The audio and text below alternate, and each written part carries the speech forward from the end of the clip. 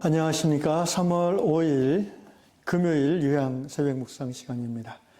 우리 함께 기도하면서 하나님의 보좌 앞에 다 같이 나아가겠습니다. 놀라우신 하나님의 은혜를 찬양합니다. 영원부터 영원까지 우리 하나님은 찬양받기에 합당하신 하나님이심을 고백합니다. 우리 구주 예수 그리스도의 십자가와 부활의 은총 속에서 오늘도 우리를 택하시고 부르시며 하나님의 거룩한 말씀으로 새롭게 하시는 주의 은혜를 인하여 감사를 드립니다. 주님, 오늘 이 시간 우리의 영이 주의 영과 만나게 하시고 우리의 눈이 주의 얼굴을 뵙는 은혜의 시간 되게 하여 주시옵소서. 이 아침에 주시는 주의 말씀의 능력을 힘입어 이제 이 온 주말을 하나님의 은혜 가운데 살아가도록 붙잡아 주시옵소서. 예수님의 이름으로 기도합나이다. 아멘. 찬송가 394장입니다. 이 세상의 친구들 나를 버려도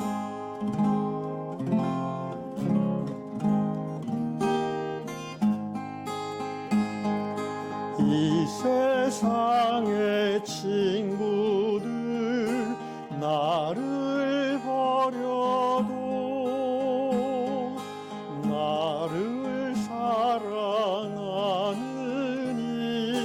예수뿐일세.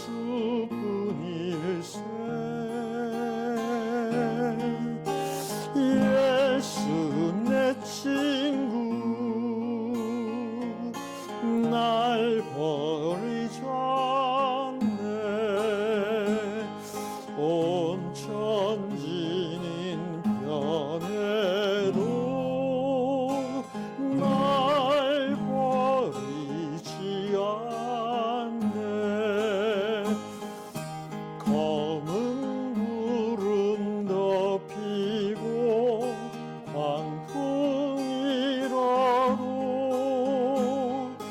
예수 나의 힘 되니 겁낼 것 없네. 예수 내 친구 날 버리지 않네. 온 천지는 변해도 날 버리지 않네. 괴로운 일 당해도 낙심 말아라. 영원하신 주 능력 나를 붙드네. 예수 내 친구 날 버리지 않네. 온 천지는 변해도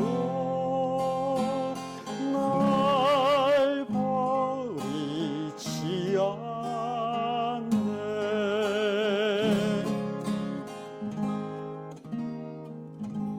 아멘. 네, 성경 말씀 잠언 13장 20절 한 절 말씀만 읽겠습니다. 지혜로운 자와 동행하면 지혜를 얻고 미련한 자와 사귀면 해를 받느니라. 주후 3세기경에 중국 서진이라는 나라의 문신 부현이라는 분이 편찬한 태자소부잠이라는 그 태자 왕의 아들이죠,를 교육하기 위한 그런 소책자인데요. 거기에 이런 말씀이 있습니다. 우리가 고등학교 때 한문 시간에 배운 말씀인데 근주자적, 금묵자흑, 성화칙향청, 형정칙영직이라 이런 말이 있어요. 근주자적, 붉은색을 가까이 하는 사람은 붉은색으로 물들고 금묵자흑, 먹을 가까이 하는 사람은 검어진다는 거죠. 성화칙향청, 소리가 고르면 음향도 맑게 울리고 형정칙영직이라, 형상이 바르면 그 그림자도 고다진다. 그런 말씀입니다. 또 비슷한 말로 순자의 중국 고대 사상가 순자의 마중지봉이란 말도 있죠. 쑥대가 3대밭 속에서 자라면 부축해주지 않아도 고두며 또 흰모래가 계획 속에 있으면 함께 모두 거머진다 다 비슷한 의미입니다. 오늘 잠언의 말씀도 같은 의미예요. 지혜로운 자와 동행하면 지혜를 얻고 미련한 자와 사귀면 해를 받는다. 영어 성경 보니까 지혜로운 사람과 같이 걸으면, 그래서 컴패니언, 친구로서 같이 걸으면 지혜를 얻을 것이고, 그러나 어리석은 자와의 친구가 되면, 그리고 어리석은 자를 다른 말로 여기서는 교만한 자 또는 멍청한 자, 이런 사람하고 친구가 되면 해를 경험할 것이다. 해로움을 당할 것이다. 이런 말씀입니다. 제가 이렇게 성경의 지혜와 동북아 사상의 지혜를 이렇게 비교해 보니까 비슷해요. 지혜는 동서고금을 막론하고 아주 비슷한 내용입니다. 그러나 오늘 본문 말씀은 이 중국의 사상가들의 이야기가 아니라 성경 말씀이란 말이에요. 하나님의 말씀입니다. 그렇다면 우리는 그 말씀이 의미하는 표면적인 지혜를 취할 뿐 아니라 좀 더 깊이 있는 영적인 해석을 통한 지혜를 우리가 취해야 될 것입니다. 일단 표면적인 의미로서의 지혜는 이렇지요. 그러니까 우리가 살아가면서 친구가 중요하다는 거예요. 살아가는 데 있어서 우리 주변 환경이 중요하다는 겁니다. 여러분 맹모 삼천지교라는 말을 들어봤을 겁니다. 맹자의 어머니가 자식을 좋은 곳에서 교육하고자 여러 번 이사했다는 말이지 않습니까? 마찬가지로 그리스도인으로서 우리가 내 주변에 친한 친구가 누구인가를 살펴볼 필요가 있어요. 내 주변에 신앙의 친구들이라 할지라도 그 친구들이 어떤 신앙의 친구들인지를 한 번은 체크해 볼 필요가 있다는 것입니다. 저는 하나님 앞에 제가 크게 감사한 것 중에 한 가지가 제 주변 신앙 친구들이 굉장히 훌륭한 분들이 많아요. 제 친구라서 그렇게 얘기하는 건 아니고 객관적으로 봤을 때도 굉장히 훌륭하고 대단한 분들이 많습니다. 물론 제가 여기서 훌륭하고 대단하다는 것은 그들의 어떤 사회적인 지위나 어떤 소유나 이런 것들이 크고 위대하다는 의미는 아닙니다. 다 저보다 더 물질적으로 가난한 사람들이 많고 또 어쨌든 다 비슷합니다. 그런데 이제 제가 그들을 높게 평가하는 것은 그들의 신앙의 성숙함과 또 전문성입니다. 제가 30살에 신학대학원을 들어간 이후에 세상 친구는 거의 다 이제 끊어지고요. 새로운 신앙 안에서의 친구들을 많이 사귀게 됐는데, 원래 제 스타일이 좀 이렇게 깊고 좁게 사귀는 스타일이라서 지금까지도 교제하는 그런 신앙의 동지들은 많지 않습니다. 적게 보면 10명 정도? 가정으로 참 4, 5가정. 좀 더 확장하면 이제 한 20명 정도인데, 이분들이 다 하나님의 나라와 의를 구하는 그런 신앙의 아주 본이 되는 그런 분들입니다. 대부분 이제 사역자들이고요. 선교사님들이고 또 목회자들입니다. 어쨌든 이런 친구들과 교제할 때 제가 저희 부부가 누릴 수 있는 굉장히 큰 즐거움인데 그건 뭐냐면 여건이 되면 만날 때마다 함께 예배를 드려요. 예배를 드린다는 게 내일 만날 때 누가 설교하시고 그런 게 없어요. 그냥 모여서 밥 먹고 차 마시다가 교회 근처면은 우리 교회로 가서 얘기합시다 하고 교회 가면 기타가 있잖아요. 그럼 제가 이제 기타를 딱 짚고 악보 이런 거 필요 없습니다. 예수 믿고 수십 년 됐는데 맨날 찬양할 때마다 악보를 찾아요. 그러니까 그냥 우리는 딱 짚고 그냥 동그랗게 사가지고 어떨 때는 30분, 40분, 1시간도 이렇게 정말 월십을 하는 거예요. 경배를 드리는 거예요. 그러다가 물론 제가 인도할 때 이제 모르는 찬양이 나올 수도 있어요. 그러면 그분들도 매일 경배를 드리는 분들이니까 모르는 찬양도 별로 없지만 또 새로운 찬양이 나오면은 오히려 그것을 통해서 하나님의 은혜를 경험하고자 가만히 듣고 있다가 또 한두 번 반복하면 따라하면서 금방 그 찬양 안에 같이 녹아 들어가는. 여러분 그 맛이 정말 좋습니다. 세상에 그런 맛이 있을까? 저는 없을 것 같아요. 물론 가요를 부르면서도 함께 떼창이라고 하나요? 세상말로?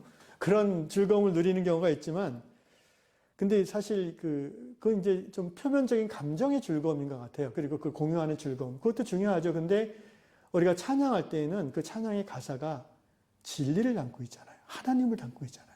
적어도 하나님과 나와의 관계를 담고 있잖아요. 그러니까 단순히 노래를 함께해서 즐거운 것도 있지만 그보다는 좀 더 깊은 의미의 하나님을 우리의 모임 가운데 모셔드리고 그분 앞에 나가서 함께 뛰어논다는 그런 교제의 즐거움이 있어요. 하나님과의 교제, 또 성도 간의 교제죠. 그래서 저는 캄보디아에 이제 저희 의료 선교사라 있는 우리 선교사님 부부랑 또 북한 선교하신 우리 선교사님 선배님 부부 또 몇몇 분들이 부부끼리 만나서 이렇게 대화하고 교제할 때마다 예배하는 것을 너무 좋아합니다. 그리고 그분들과 교제하면서 정말 많이 제가 배워요. 서로의 장점을 배우는 거죠. 그리고 같이 그냥 살아가는 얘기를 하는데 그 속에서 그 황금 같은 하나님의 진리들이 이렇게 툭툭툭 튀어나오는 거죠. 물론 서로 간에 가르친다고 생각하고 얘기하는 경우는 없습니다. 그러면 사실 교제가 재미없어지잖아요. 그렇지만 알아서 배우는 거죠, 이제. 이처럼 내가 자주 만나고 내가 깊이 교제하는 사람이 누구인가에 따라서 나의 삶 속에 지혜가 들어오기도 하고 반대로 또 나의 삶 속에 고난이 닥치기도 한다고 오늘 성경은 말하고 있습니다. 분명한 것은 지금 내가 섬기는 교회 공동체 안에 이 지혜로운 친구들을 하나님이 주셨다는 겁니다. 우리가 신앙 공동체 안에서 서로가 서로에게 선한 영향을 끼칠 수 있는 좋은 친구가 되어야 됩니다. 하나님 우리에게 우선적으로 주신, 1차적으로 주신 친구들이 바로 교회 안에 있다는 것이죠. 그래서 저는 교회는 그 본질이 정말 코이노니아다. 단순히 성도들이 어떤 교회 안에 모여서 노는 게 아니라, 노는 것도 중요하지만 서로의 대화와 서로의 삶을 나누는 중에 서로의 삶에 개입하신 하나님을 볼 수 있는 거예요. 그럼 하나님을 배우고 하나님의 진리를 깨닫는 것은 예배 중에 설교나 성경 공부만 통해서 되는 게 절대 아닙니다. 오히려 그거보다는 진정한 성도의 사귐 속에서 저 형제에게 저 자매에게 역사하는 하나님을 내가 들으면서 감동받는 거예요. 그리고 그 형제도 내 안에 계신 하나님을 사귐 속에서 경험하면서 하나님을 느끼고 또 하나님이 내게 말씀하신 것을 깨닫고 속으로 회개하게 되고 또 어떤 때는 또 기뻐지고 이러는 거예요.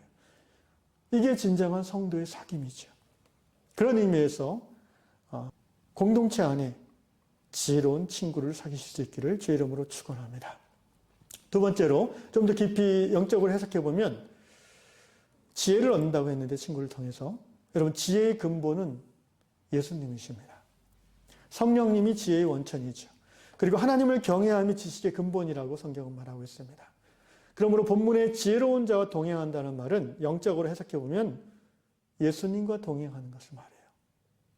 예수님과 동행하는 사람은 예수님의 지혜를 얻습니다. 잠언 8장에 보면 지혜와 명철을 의인화해서 찬양하는 말씀이 나와요. 지혜를 찬양해요.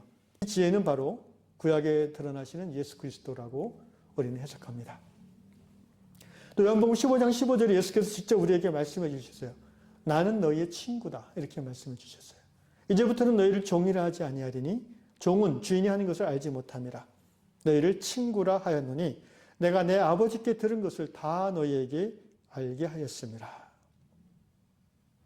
사랑하는 형제자매 여러분, 예수님이 우리의 친구 되십니다. 그냥 친구가 아니라 우리의 속을 다 이렇게 드러내 보여도 안전한 친구예요. 여러분 정말 신뢰하는 친구에게는 부끄러운 것도 나누죠. 힘든 것도 나누잖아요. 근데 대충 친구들은 어때요? 자기 좋은 것만 나누고 자기의 부끄러운 건 나누지 않아요. 힘든 건 나누지 않아요. 직장에서 사귀는 동료들하고 얼마나 깊은 우정을 유지하십니까? 직장을 떠나도 만나고 싶고 교제할 정도로 오면은 정말 친구인 거예요. 그러나 대부분은 직장을 떠나면 심지어 교회를 떠나면 다른 교회를 가면은 전혀 사귀지 않아요. 그것은 이미 그 교회 안에 있을 때에도 친구가 아니었다는 말이죠. 예수님이 우리의 친구입니다. 예수님에게 우리의 모든 것을 투명하게 오픈할 수 있어요. 히브리서 4장에 예수께서 우리의 모든 시험과 고통과 어려움을 예수님이 겪으셨다고 되어 있어요. 그러나 죄를 짓지 않으셨다고 하셨습니다. 그래서 예수님은요, 우리의 정말 귀한 친구인가 동시에 여러분 친구는 또한 가장 좋은 상담자인 걸 아시죠? 너와 내가 친구면 우리는 서로에게 카운슬러가 될 수 있는 거예요. 그만큼 이미 신뢰가 형성되어 있기 때문에 가능한 겁니다. 예수님은 우리의 카운셀러십니다. 우리의 눈물을 경험해 보셨고 우리의 비겁함을 경험해 보셨고 우리의 배신당함과 아픔을 예수님이 이미 경험해 보셨어요. 그러나 우리처럼 죄를 짓지 않으셨어요. 그래서 더 안전하고 또 위대한 상담가가 되십니다. 사랑하는 성도 여러분, 이 사순절 기간에 우리의 친구 되신 예수님과 하루하루 함께 동행하시기를 주의 이름으로 축원합니다. 어떻게 주님과 동행할 수 있을까요? 자, 지금 이 말씀을 듣는 가운데 여러분 성령의 임재하심이 여러분을 감싸는 것을 느껴보십시오. 지금 이 시간에 여러분 주위를 한번 이렇게 둘러보세요. 여러분이 있는 그 공간의 공기 가운데 뭔가 따뜻한 임재가 느껴지지 않습니까? 만약 느껴진다면 이제 자세를 좀 바로 해보십시오. 침대에 누워서 들어도 좋은데 지금 이 순간은 좀 일어나 보십시오.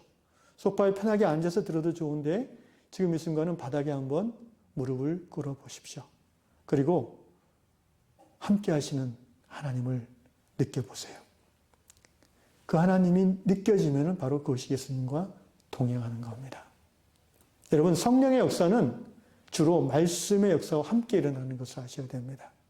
시편 147편 18절에 이렇게 말씀합니다. 그의 말씀을 보내사 그것들을 녹이시고 바람을 불게 하신 즉 물이 흐르는도다. 세상 살 동안 우리가 예수 믿고 거듭난 성도랄지라도 우리의 마음이 이렇게 딱딱하게 굳어질 때가 많아요. 강팍해집니다.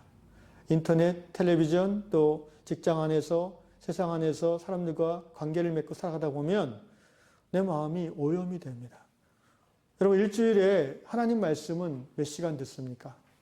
그리고 세상 음성은 몇 시간 듣습니까? 비교할 수 없이 세상 음성을 많이 들어요. 내 영혼이 강팍해질 수밖에 없어요. 둔감해질 수밖에 없어요. 이미 생수의 근원 되신 주님이 내 안에 있지만 그 구멍이 막혀버려요. 그래서 목말라요. 우울해요. 갑갑해져요. 그래서 우리가 하나님의 말씀을 들어야 됩니다. 말씀이 우리에게 들어오면요, 어떻게 되는지 아십니까? 말씀을 따라 성령이 역사하세요. 여기서 시편 147편 18절에서 그의 말씀을 보내사 그것들을 녹이시고 바람을 불게 하신 즉, 이 바람이란 말이 히브리어로 루아흐, 성령을 말합니다. 창세기 1장 2절에 하나님의 신, 하나님의 루아흐 같은 말이에요. 말씀이 어떤 사람의 마음속에 들어가는 것도 성령의 역사지만 그 말씀이 그 사람의 심령에 들어가서 딱딱한 것을 녹이는, 여기 보세요. 그것들을 녹이시고 물이 흐르는도다 이렇게 말씀하셔요.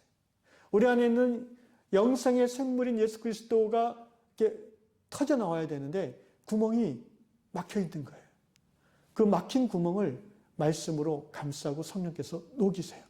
그러면 내 안에 이미 계신 그 생명의 강물이 터져 나오는 거예요. 할렐루야. 그래서 하나님께서 우리에게 이 새벽에도 말씀을 보내주셨습니다. 오늘 새벽 예배 마치시고 기도하실 때 말씀 가운데 임하시는 성령의 역사를 잠잠히 누려보시고 굳어진 마음, 게을러진 영혼을 주님 앞에 고백하시며 생명의 강물로 흡족해지는 여러분 될 수 있기를 주의 이름으로 축원합니다. 더 나아가서 이 흡족해진 영혼을 가지고 내가 오늘 중보하고 또 카톡이나 전화로 격려해야 될 우리 공동체 안의 식구들이, 친구들이 누구인지, 누가 지금 기도가 필요한지, 누가 지금 위로와 격려가 필요한지 성령께 여쭤보시고 깨닫게 해주시는 바대로 순종하심으로 예수님과 동행하는 이 사순절 기간이 되시기를 주의 이름으로 축원합니다. 기도하겠습니다. 오늘도 우리에게 말씀으로 찾아와 주신 주님께 감사를 드립니다. 말씀을 보내사 굳어진 것들을 녹이시고 바람이 불게 하신 즉 물이 흐르게 하시는 성령의 역사하심이 이 새벽에 이 말씀을 듣는 모든 성도들에게 임하게 하여 주옵소서. 예수님의 이름으로 기도하옵나이다. 아멘. 하늘에 계신 우리 아버지, 아버지의 이름을 거룩하게 하시며 아버지의 나라가 오게 하시며 아버지의 뜻이 하늘에서 같이 땅에서도 이루어지게 하소서. 오늘 우리에게 일용할 양식을 주시고 우리가 우리에게 잘못한 사람을 용서해 준 것 같이 우리 죄를 용서해 주시고 우리를 시험에 빠지지 않게 하시고 악에서 구하소서. 나라와 권능과 영광이 영원히 아버지의 것입니다. 아멘.